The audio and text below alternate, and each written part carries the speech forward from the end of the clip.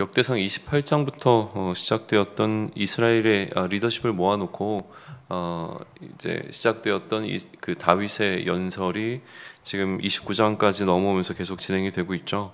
그러니까 이스라엘의 리더십들을 회집한 이 모임은 오늘 29장에 따르면 이제 이틀에 걸쳐서 진행이 되게 되는데요.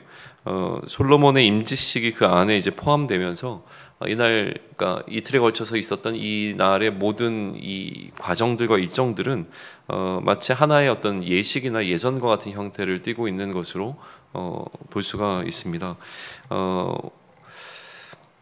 회중과 이제 솔로몬을 향해서 다윗이 마치 유언과 같은 권면을 하는 것으로 28장은 시작이 되었었죠.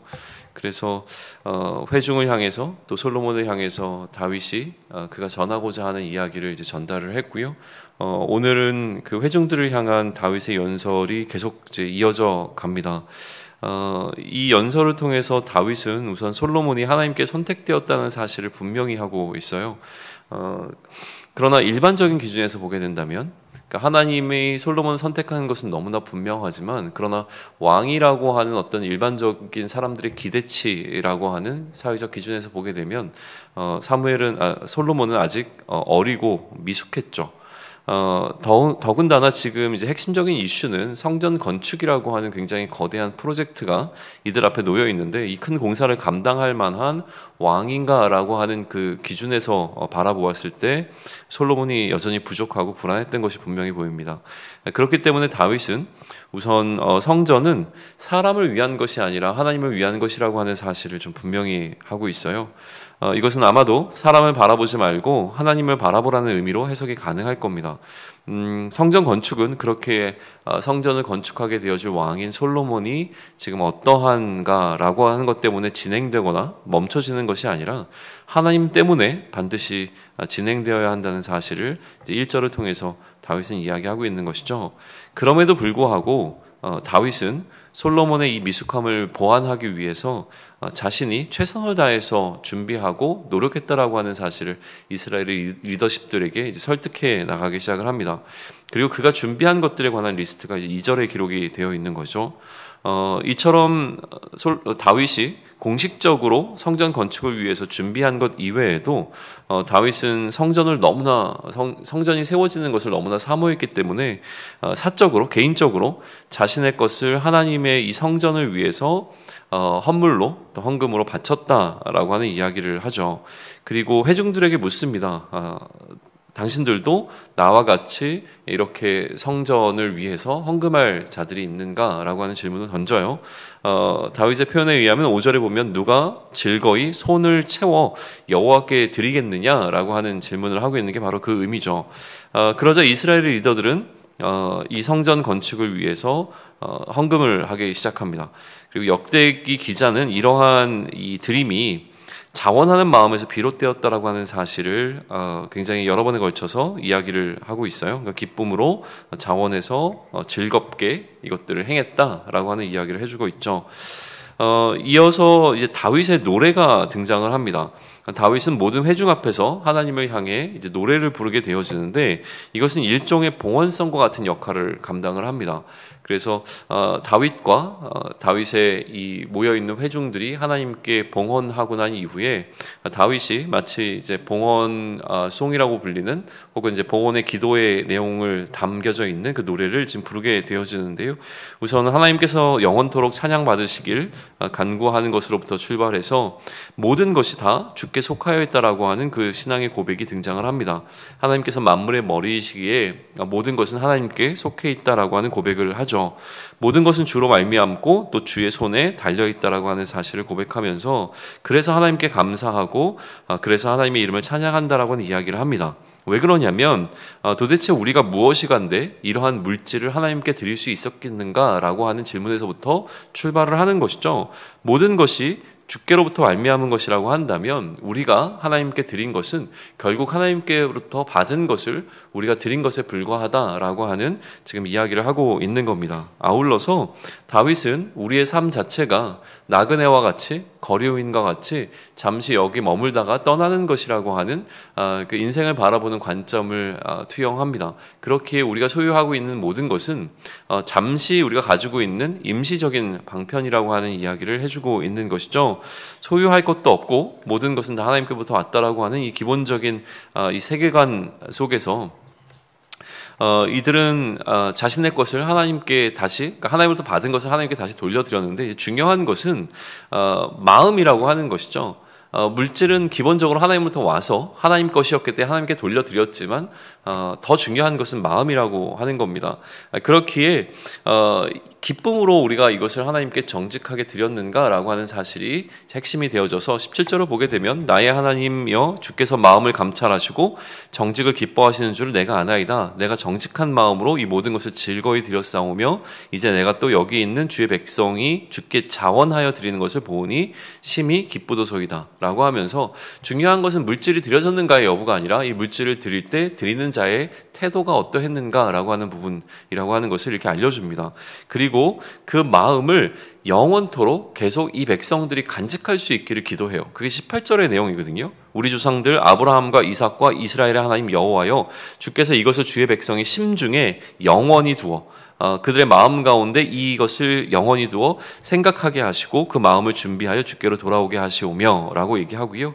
마찬가지로 솔로몬에까지 이어집니다. 회중을 향한 이야기로부터 솔로몬에게도 이러한 마음을 허락해 주시기를, 그래서 내 아들 솔로몬에게 정성된 마음을 주사 주의 계명과 권명과 율례를 지켜 이 모든 일을 행하게 하시고 내가 위하여 준비한 것을 성전을 건축하게 하옵소서 하였더라 라고 되어 있어요.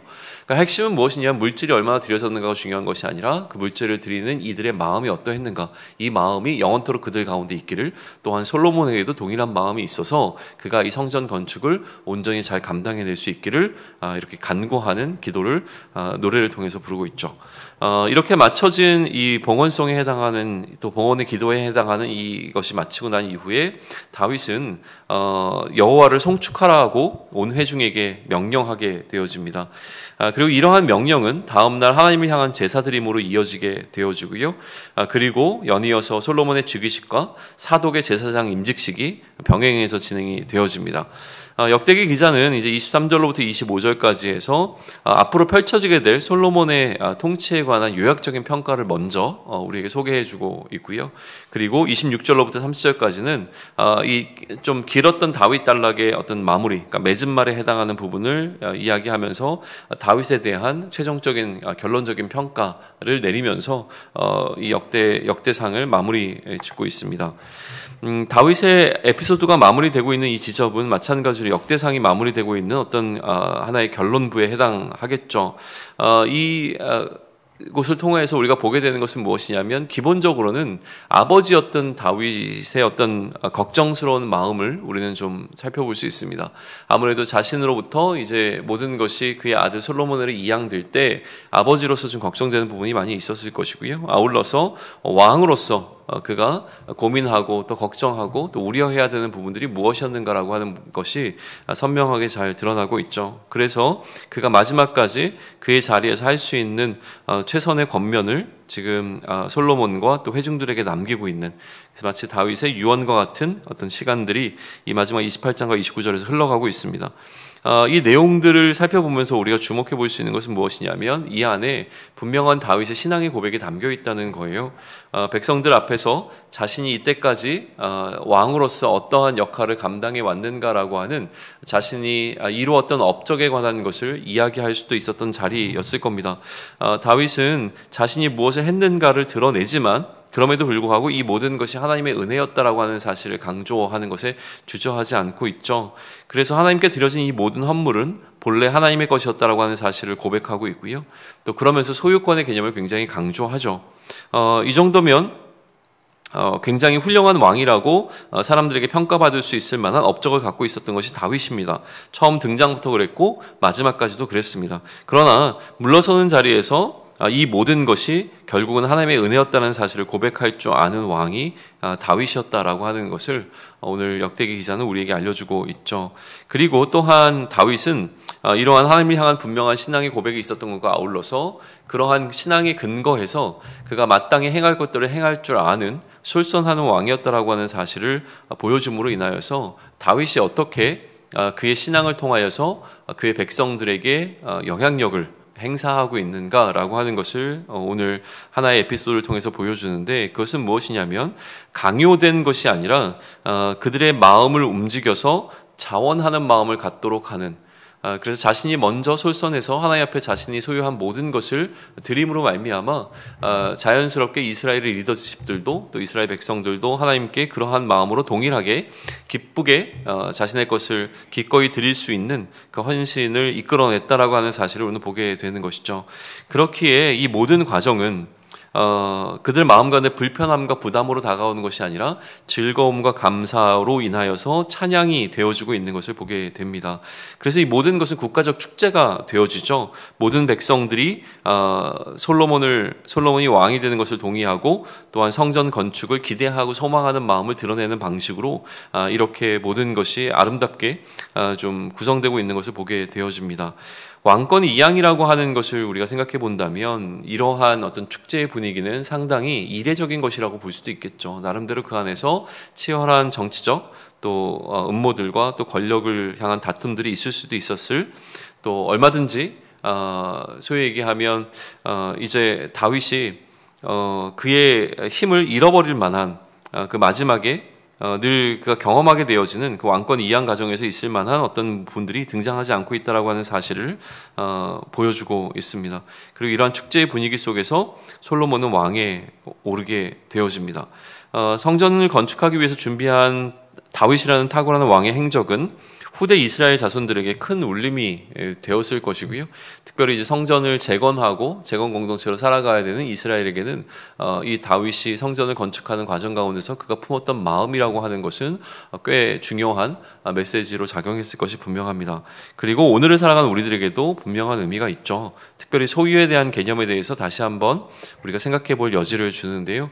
헌금과 헌신이라고 하는 것에 관한 바른 관점이 무엇인지를 우리에게 알려주고 있잖아요. 나의 드림이 나의 의가 되는 것이 마땅한 시대를 우리는 살아가고 있습니다. 그래서 내 것을 하나님께 드린다라고 하는 생각이 강하기에 내 것을 하나님께 드리기에 앞서 우리는 얼마나 하나님께 드려야 하는가를 계산하는 것에 좀 능숙하죠. 그러나 오늘 역대상 29장은 우리에게 이야기합니다. 내가 가지고 있는 것이 본래 하나님의 것이었기에 그 모든 것은 내가 소유권을 주장할 수 있는 것이 하나도 없다. 그러니 생색을 내지 말고 오히려 내가 무엇이든지 간에 하나님께 드릴 수 있는 것을 소유하고 있다는 사실에 감사하고 그것을 드림을 기뻐하라라고 하는 메시지를 우리에게 전하고 있습니다.